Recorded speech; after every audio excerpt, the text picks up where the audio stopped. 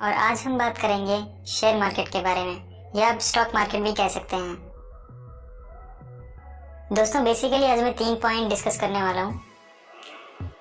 First है कि share क्या होता है, सेकंड है शेयर मार्केट क्या होता है एंड कैसे उसमें ट्रेडिंग होती है, थर्ड है कि किन चीज़ों की ज़रूरत है आज के टाइम पे स्टॉक मार्केट में ट्रेडिंग करने के लिए। तो चलिए शुरू करते हैं। So what is share.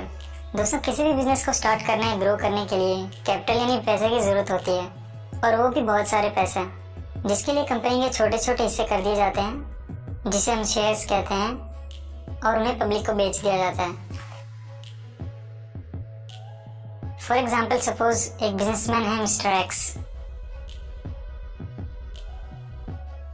इनकी एक कंपनी है जिसका नाम है ABC, जिसकी वैल्यू है 50 लाख रुपए, और ये अपने बिजनेस को ग्रो करना चाहते हैं जिसके लिए इन्हें 40 लाख रुपीस की और जरूरत है।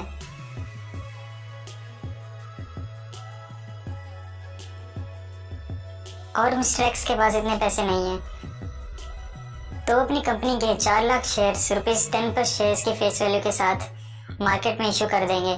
दोस्तों फेस वैल्यू कंपनी को शेयर इशू करने से पहले डिवाइड करनी पड़ती है, जो जनरली ₹10 पर शेयर होती है। अब जो पब्लिक है वो ABC कंपनी के शेयर्स खरीदेगी और मिस्टर एक्स को मिल जाएंगे 40 लाख रुपए बिजनेस की ग्रोथ के लिए। एंड जो शेयर होल्डर्स हैं उन्हें मिल जाएगी कंपनी की हिस्सेदारी। पर इसमें जो शेयर होल्डर्स हैं उनको फायदा कैसे होगा, क्या उन्हें कंपनी प्रॉफिट देती है, इसके बारे में आज दोस्तों आगे बात करेंगे। पहले हम जान लेते हैं शेयर मार्केट क्या होता है। दोस्तों जैसे आपको अगर कुछ परचेज करना होता है तो आप मार्केट में जाते हैं, वैसे ही शेयर्स की बाइंग एंड सेलिंग के लिए भी मार्केट्स होती हैं।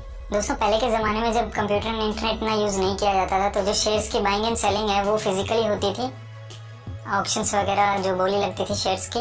लेकिन आज के टाइम पे जब इंटरनेट का इतना ज़्यादा यूज़ होने लग गया है तो ये सारा सिस्टम ऑनलाइन हो गया है। आप घर में बैठ के भी शेयर्स की बाइंग एंड सेलिंग वो कर सकते हैं। तो दोस्तों जो दो बहुत पॉपुलर मार्केट्स हैं वो हैं NSE national stock exchange and BSE Bombay stock exchange. दोस्तों ये दो बहुत ही पॉपुलर मार्केट्स हैं जिनके अंदर सबसे ज़्यादा बाइंग एंड सेलिंग्स होती है शेयर्स की। और इसके अलावा भी कई और मार्केट्स हैं जैसे कोलकाता स्टॉक एक्सचेंज भी है, पर जो सबसे दो पॉपुलर हैं वो यही हैं NSE एंड BSE। दोस्तों जितनी भी कंपनीज होती है जो अपने शेयर इशू करती है उनको पहले अपने आप को इन मार्केट्स में रजिस्टर करवाना पड़ता है। दोस्तों NSE में 1700 कंपनीज लिस्टेड हैं और BSE में लगभग 5400 कंपनीज लिस्टेड हैं। दोस्तों NSE के जो रिलेटिव उतार चढ़ाव होते हैं स्टॉक्स के अंदर उन्हें हम कहते हैं निफ्टी। BSE के अंदर जो उतार चढ़ाव होते हैं शेयर्स के अंदर उसे हम कहते हैं सेंसेक्स। इसके बारे में आपने सुना भी होगा। दोस्तों सेबी ने कुछ गाइडलाइंस इशू की हुई हैं, उन गाइडलाइंस के आधार पे ही जो इन्वेस्टमेंट है और जो स्टॉक्स एंड शेयर्स की जो ट्रेडिंग है वो इन मार्केट्स में होती है। ओके, तो चलिए दोस्तों देखते हैं कि बेसिकली जो शेयर मार्केट है वो कैसे काम करता है, हाउ शेयर मार्केट वर्क्स।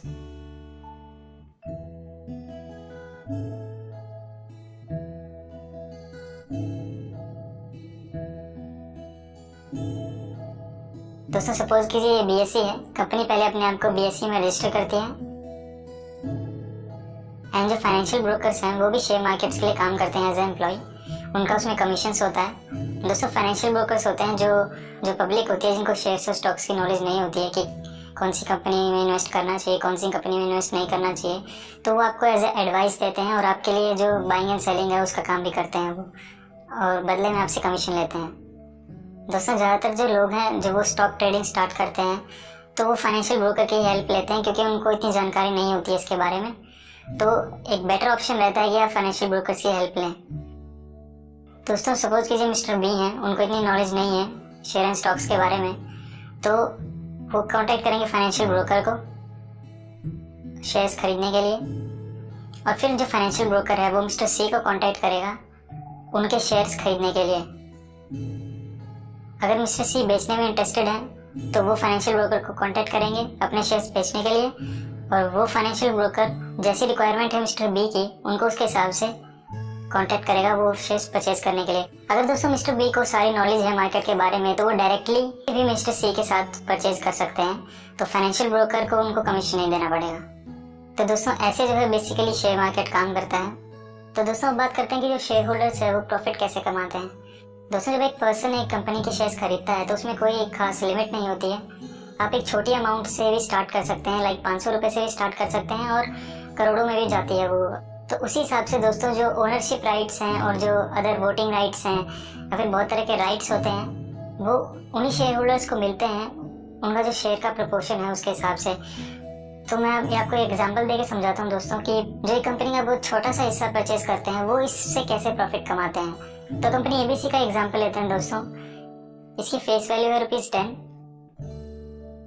इसने इश्यू किए 4 लाख शेयर ₹10 पर शेयर के हिसाब से ₹40 लाख के लिए।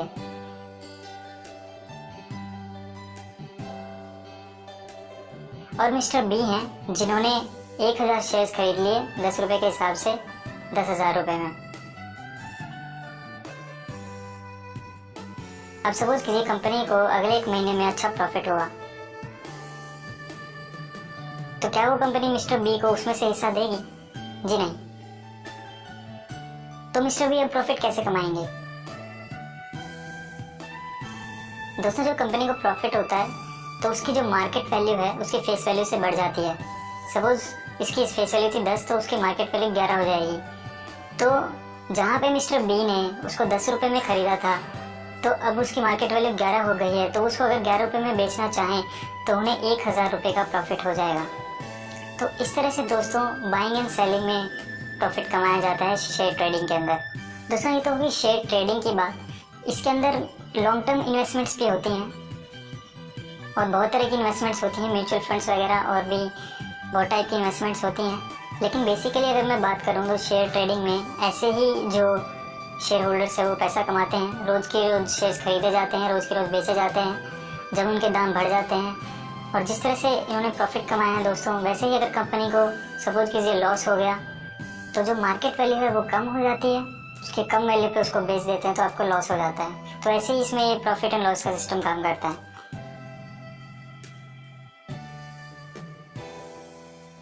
चलिए देखते हैं दोस्तों स्टॉक मार्केट में ट्रेडिंग स्टार्ट करने के लिए किन किन चीज़ों की जरूरत पड़ती है। दोस्तों इसमें पहले जरूरत पड़ती है एक सेविंग बैंक अकाउंट की।